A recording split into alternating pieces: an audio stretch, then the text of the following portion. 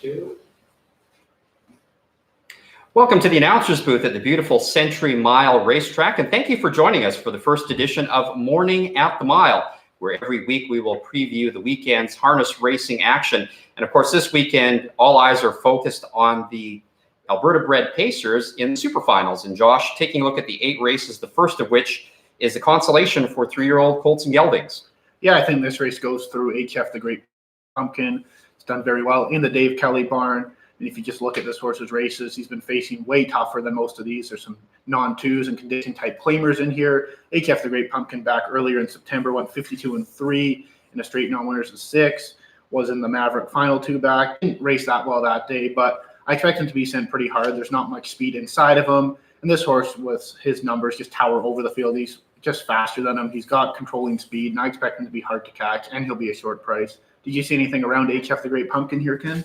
Actually, I've taken a look at this. HF the Great Pumpkin is going to be bet way down, and from a betting point of view, I'm looking for some value, but I'm thinking that Bad Moon Rising and possibly Flying Officer might be in the picture as well. Moving on to the 2-year-old fillies consolation. That one's a little bit of a tighter race if you look at it from the odds point of view. Sonalta Spitfire, the morning line at 2-1.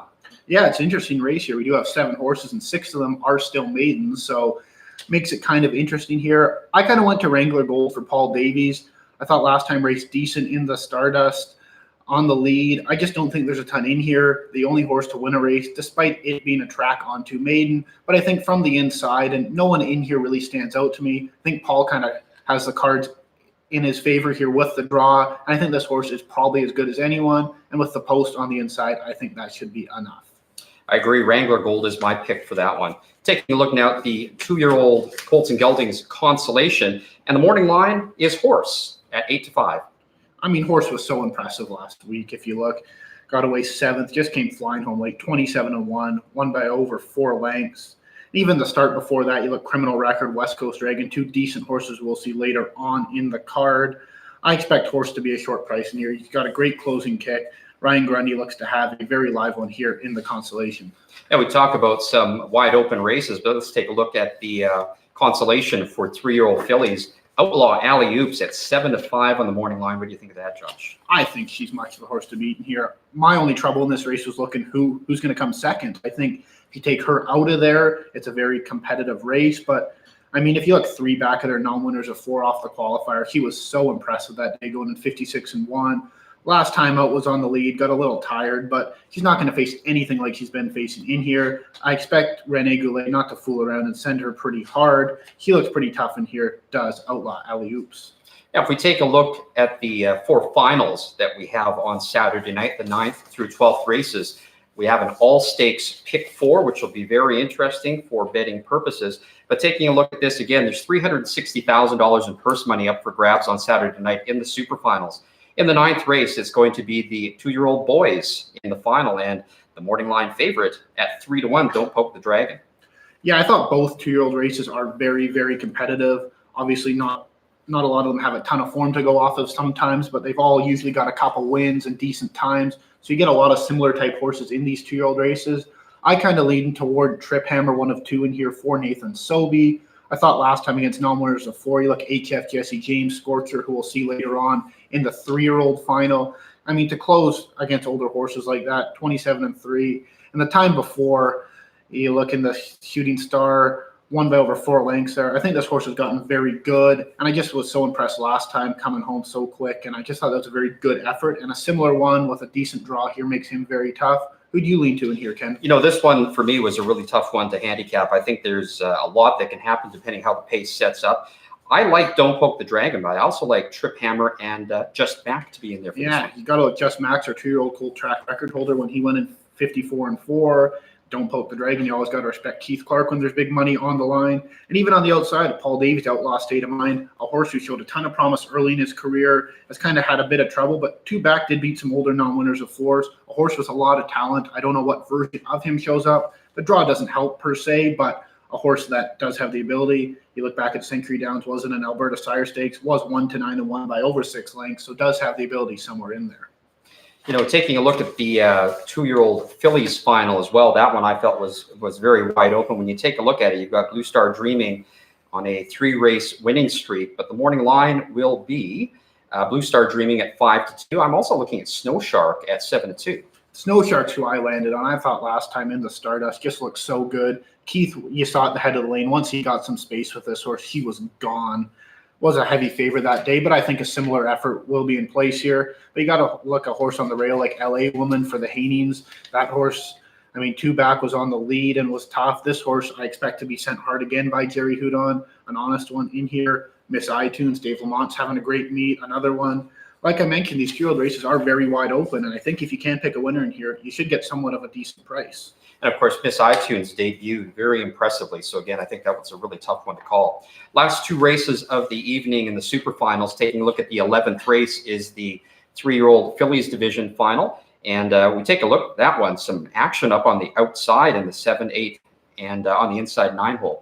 Yeah, this race got very interesting. I mean, when you looked at the standings a couple weeks ago, you weren't sure if Mrs. Swiggins or Hottie on the Horizon were going to ship out from BC. They were both racing in the Mary Murphy Breeder Stakes over there. But glad to see Amy Henry and Kelly Hort ship these two out. Makes the race very interesting. Obviously, the one to talk about, though, is Rockin' Mystery. She's been so impressive. I thought last week made the lead early, kind of got shuffled back, but then just down the lane, Dave was just leaning back with her. She looked so good, did it so easy.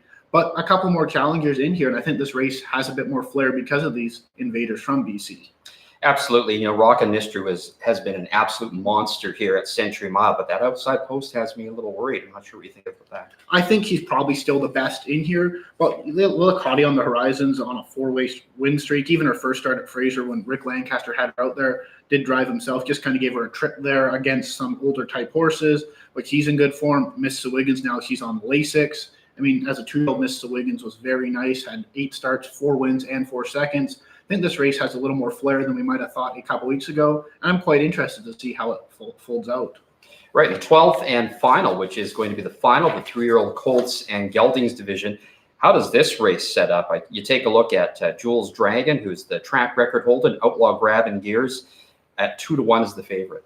Yeah, this is a great race. I mean, when you look at the draw, too, a lot of the horses that you would have said would take some support in the mutuals did draw pretty well between Jules Dragon, Crackle and Burn, Grabbing Gears, getting the 3 inside posts, Outlaw Guns Blazing, getting the trail and 9 hole. I think this race is going to be a throwdown. There's some very quick horses in here and a lot of honest horses. So I'm really looking forward to this. Who do you kind of head to in here, Ken? Well, I mean, how do you argue with the inside Jules Dragon, Outlaw Grabbing Gears, and Outlaw Guns Blazing?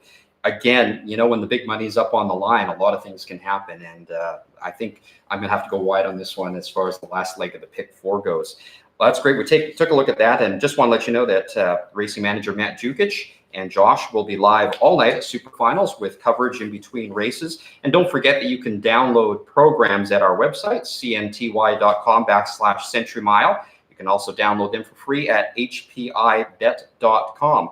And also, we'll have links to our live feed on Instagram, Facebook, and Twitter. Now, let's talk a little bit about the betting menu for Saturday night. We have, of course, 2 daily doubles. We have 2 pick 3s. We have the all-stakes pick 4 from races 9 to 12. And we also have the jackpot high 5. Now, that one is into its 5th week of not being hit, and there's over $22,000 up for grabs. That's not even including the new money that's going to be coming in. But let's talk about the pick 4, Josh. How do you see that playing out as far as, are there any singles in there? We're going to have to go wide on that one to catch that one.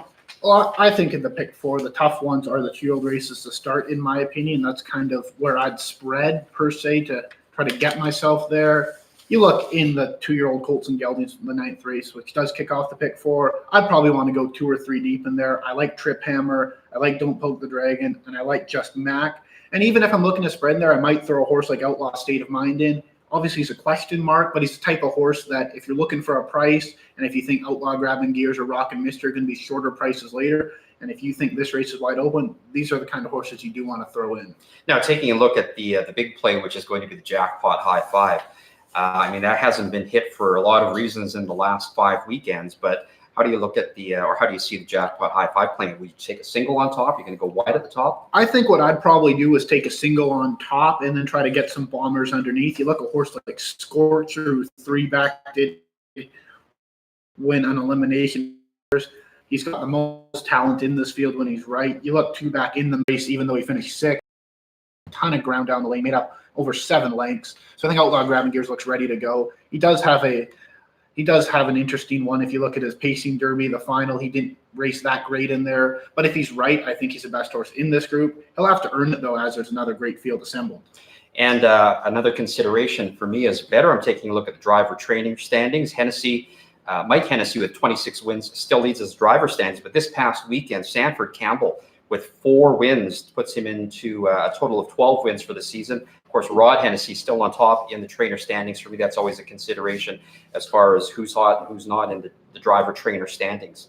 Let's not forget that we have a 9-race card on Sunday afternoon as well here at Century Mile. Parade to post for the first race on Sunday is at 1:05. And then the track is dark next weekend so no racing next weekend. We return on Friday, November 15th and November 16th, and that's when we switch to our Friday and Saturday night evening cards. Parade to post for the first race at 7:05. Well, we're glad that you could join us for the first edition of Morning at the Mile here at Century Mile. And again, we're hoping that you can join us this weekend, 7:05, Parade to post for the first race on Super Finals weekend. We'll see you in 2 weeks, Morning at the Mile.